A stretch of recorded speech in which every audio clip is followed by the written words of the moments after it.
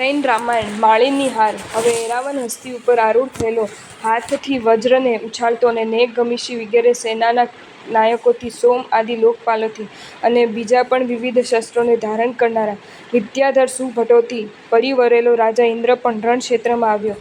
જેમ આકાશમાં વીજળીરૂપ અસ્ત્રથી ભયંકર વાદળોના સંયોગ થાય, તેમ વીજળી જેવા અસ્ત્રોથી ભયંકર બનેલા ઇન્દ્ર અને રાક્ષસોના સૈન્યોના રણક્ષેત્રમાં પરસ્પર સંઘર્ષ થયો અને ભયંકર યુદ્ધ મચ્યું. એ યુદ્ધમાં કોઈ સ્થળે પર્વતોના શિખરો વળે તેમ રથો પડવા લાગ્યા, કોઈ સ્થળે વાયુથી ઉડેલા વાદળની જેમ હાથીઓ નાસવા લાગ્યા, કોઈ સ્થળે રાહુની શંકા કરાવતા સુભટોના મસ્તકો પડવા લાગ્યા, અને એક પગ કપાઈ જવાથી જાણે લંઘાઈ ગયા હોય તેમ અશ્વો ચાલવા લાગ્યા. પરિણામે રાજા ઇન્દ્રના સૈન્યે રાજા માળીના સૈન્યને ભગાડ્યું. ખરી વાત છે કે કેસરી સિંહના પંજામાં સપડાયેલો બલવાન પણ હસ્તી કરે છે.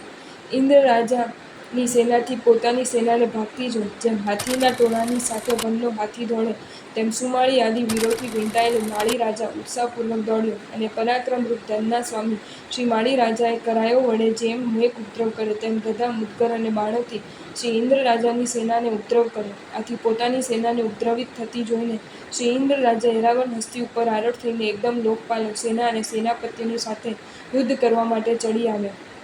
અને શ્રી ઇન્દ્ર રાજાએ ખુદ શ્રીમાળી રાજા સાથે તથા લોકપાલ વગેરે સુભટોએ સુમાળી વગેરે સાથે યુદ્ધ કરવાનો આરંભ કર્યો.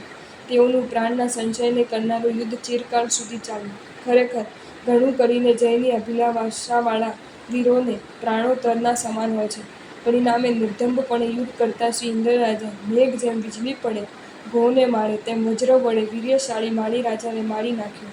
માળી રાજાના નાશથી રાક્ષસો અને વાનરો ત્રાસ પામી ગયા, અને સુમાળીના આગેવાનીપણા નીચે તે સઘળા પાતાળમાં રહેલી લંકા નગરીમાં ચાલ્યા ગયા.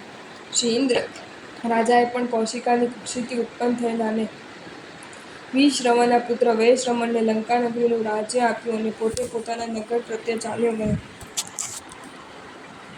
પાતાળ લંકા નામની પુરીમાં રહેતા શ્રી સુમાળીને પોતાની પ્રીતિમતી નામની સ્ત્રીથી રત્નશ્રવા નામનો પુત્ર થયો. યૌવન અવસ્થાને પામેલો તે એક વખત વિદ્યાની સાધના કરવા માટે કુસુમ નામના સુંદર ઉદ્યાનમાં ગયો. તે ઉદ્યાનમાં એક સ્થાનમાં એકાંત જગ્યાએ નાસિકાના અગ્રભાગ ઉપર દ્રષ્ટિને સ્થાપન કરી અક્ષમાળાને ધારણ કરી જાપ કરતો તે ચિંતામણમાં આલેખેલા મનુષ્યની માફક સ્થિર થયો છે.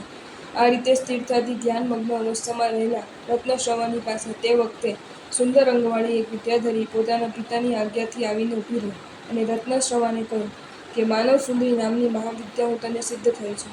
આ કથનને સાંભળી વિદ્યાસિદ્ધ થયેલા શ્રી રત્નશ્રવાએ જપમાળાને છોડી દીધી, અને પોતાની આગળ ઊભેલી તે સુંદર અંગવાળી વિદ્યાધર કુમારિકાને દેખી.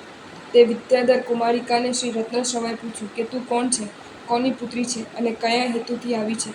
તે કુમારિકાએ પણ પ્રત્યુત્તરમાં શ્રી રત્નશ્રવાને કહ્યું કે અનેક કૌતુકોના ઘરરૂપ કૌતકમંગલ નામના નગરમાં વ્યોમબિંદુ નામના એક પ્રસિદ્ધ વિદ્યાધર પતિ છે.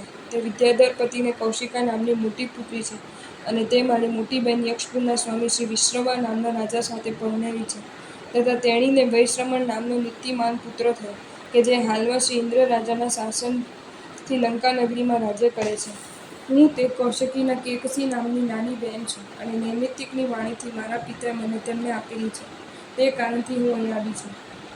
આ પ્રમાણેની વાત તે વિદ્યાધર કુમારી પાસેથી સાંભળીને શ્રી સુમાળીનો પુત્ર રત્નશ્રવા પોતાના બંધુઓને બોલાવી ત્યાં જ તેને પરણ્યો, અને ત્યાં પુષ્પાંતક નામના નગરને સ્થાપીને શ્રી કૈકસી સાથે ક્રીડા કરતા રત્નશ્રવા ત્યાં જ રહી. હવે એક દિવસ શ્રી કૈકસી રાણી રાત્રિએ સ્વપ્નમાં હસ્તિના કુંભ સ્થળને ભેદવામાં પ્રયત્નશીલ સિંહને પોતાના મુખમાં પ્રવેશ કરતો જોયો. તેણીએ પ્રાતઃકાળમાં તે સ્વપ્ન પોતાના પતિને કહ્યું. પ્રત્યુત્તરમાં રત્નશ્રવાએ કહ્યું કે તારે આ વિશ્વમાં એક ગર્વવાળો અને મહાપરાક્રમી પુત્ર થશે. તે સ્વપ્ન આવી ગયા પછી તેણીએ ચૈત્યપૂજા કરી, અને તે રત્નશ્રવા રાજાની રાણીએ મહાબલવાન ગર્ભને ધારણ કરેલ. જો તમને આ વિડીયો ગમ્યો હોય તો આ વિડીયોને લાઇક કરો અને શેર કરો, અને આવા જ નવા વિડીયો જોવા માટે જૈન ફેક્ટ્સ એન્ડ સ્ટોરીઝની ચેનલને સબસ્ક્રાઇબ કરો. ધન્યવાદ.